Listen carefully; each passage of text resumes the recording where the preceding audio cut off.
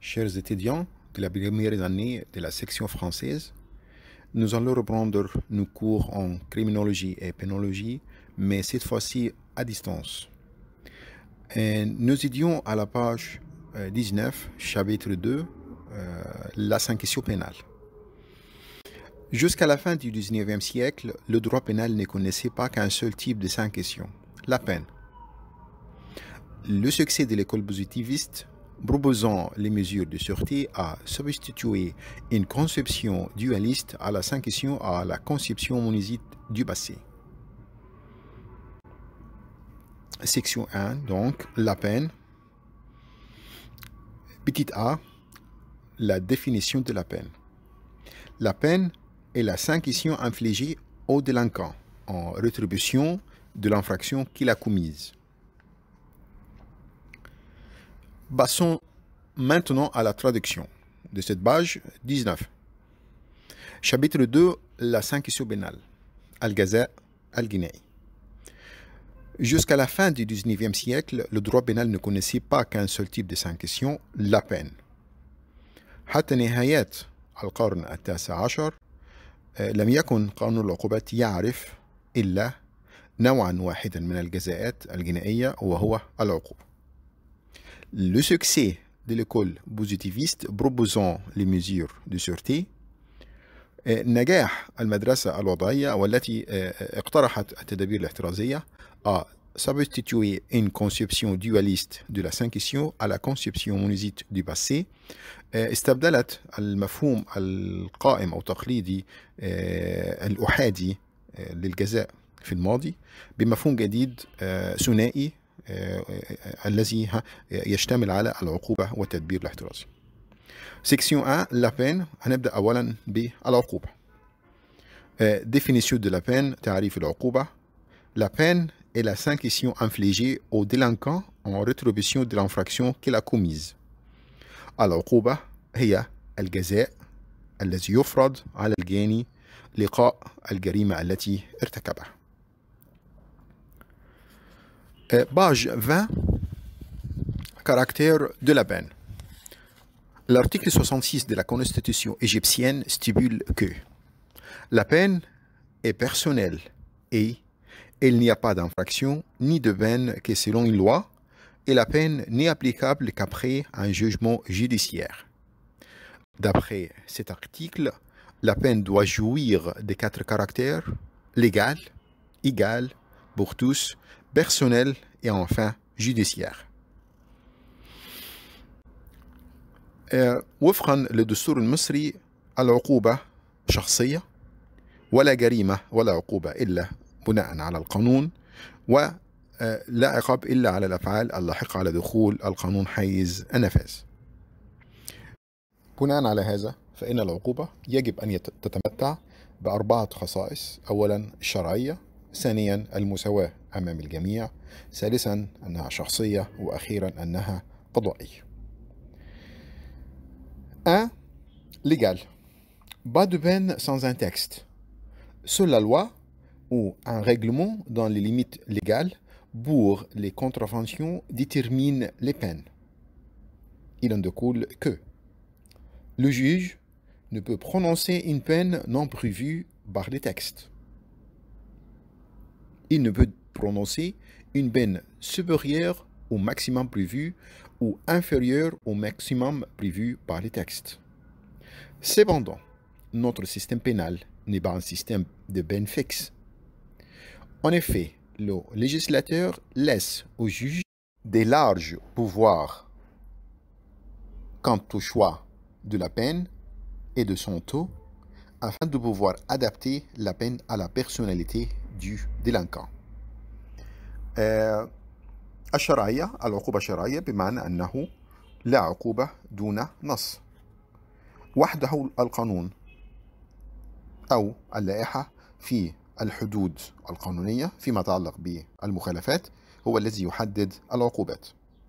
يترتب على هذا المبدأ le juge ne peut prononcer une peine non prévue par le texte أن القاضي لا يستطيع أن ينطق بعقوبة غير منصوص عليها في النصوص العقابية. Il ne peut prononcer une peine supérieure au maximum prévu ou inférieure au minimum prévu par le texte. كما أنه لا يستطيع أن ينطق بعقوبة تزيد على الحد الأقصى المنصوص عليه أو تقل عن الحد الأدنى المنصوص عليه في هذه النصوص. Cependant, notre système pénal n'est pas un système pénal de peines fixes. ومع هذا فإن نظامنا الجنائي ليس من أنظمة العقوبات المحددة أو الجامدة. En effet, le législateur laisse au juge des larges pouvoirs. في الواقع فإن المشرع يترك للقاضي سلطة واسعة quant au choix de la peine سواء فيما يتعلق باختيار العقوبة et de son taux ومدتها afin de pouvoir adapter la peine à la personnalité du délinquant بهدف أن يوائم العقوبة على شخصية الجاني. 2 égale pour tous. On ne doit pas tenir compte pour prononcer la peine du rang social du coupable ni de sa religion. Il s'agit d'un principe constitutionnel, l'égalité de peine. Mais ce principe ne veut pas dire qu'une peine identique sera appliquée à tous les auteurs d'une même infraction, car le juge possède des outils lui permettant d'individualiser la peine à la personnalité du coupable. الخاصية الثانية التي تتمتع بها العقوبة وهي المساواة أمام الجميع. فلا يؤخذ في الحسبان عند النطق بالعقوبة للطبقة الاجتماعية للجاني ولا إلى ديانته. هذه الخاصية تتعلق بمبدأ دستوري وهو المساواة في العقوبات. ولكن هذا المبدأ لا يعني أن عقوبة واحدة سوف تطبق على كل مرتكبي ذات الجريمة، لأن القاضي يملك وسائل تسمح له بتفريد العقوبة على شخصية الجاني. 3. Personnel. Seul le coupable doit être atteint par la sanction pénale, non de tiers, par exemple sa famille. C'est le principe de personnalité de la peine qui a été ignoré par les lois anciennes. En 1610, la peine de mort a été appliquée non seulement à Ravaillac, l'assassin du roi Henri IV, mais aussi à sa famille. En 1757, la famille de Damien, qui a tenté d'assassiner le roi Louis XIV, est touchée par la sanction. Damien, lui, a été guillotiné, sa femme, son père et sa fille ont été expulsés du pays, tandis que ses frères ont été obligés de changer leur nom de famille. الخاصية الثالثة التي تتمتع بها العقوبة وهي أنها شخصية. الجاني وحده يجب أن يتحمل الجزاء الجنائي وليس شخص آخر حتى وإن كان من أقاربه. هذا المبدأ هو مبدأ الشخصية، شخصية العقوبة، كان غير معروفا في الأنظمة الجنائية القديمة. فهناك العديد من الأمثلة خاصة في القانون الفرنسي القديم. فالمثال الأول في عام 1610 عقوبة الإعدام تم تطبيقها على الشخص الذي كان يدعى رافياك الذي حاول اغتيال الملك هنري الرابع ملك فرنسا في هذا الوقت، ولكن العقوبة طالت أيضا أسرته. في سنة 1757 أسرة شخص يدعى داميان الذي حاول اغتيال ملك فرنسا في هذه الفترة نالها الجزاء. فالجاني نفسه داميان تم إزهاق روحه، زوجته وأبيه وابنته تم طردهم خارج فرنسا، في حين أن إخوته تم إجبارهم على تغيير لقب العائلة. 4. Judiciaire. Les tribunaux pénaux ont la seule compétence de prononcer la peine à l'égard de l'auteur de l'infraction.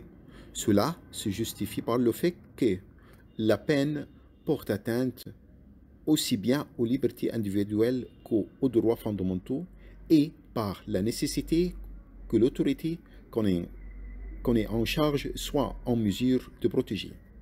Ces faisant, les autorités administratives, la police, voire le parquet, ne peuvent pas prononcer une peine à l'égard de la personne mise en examen.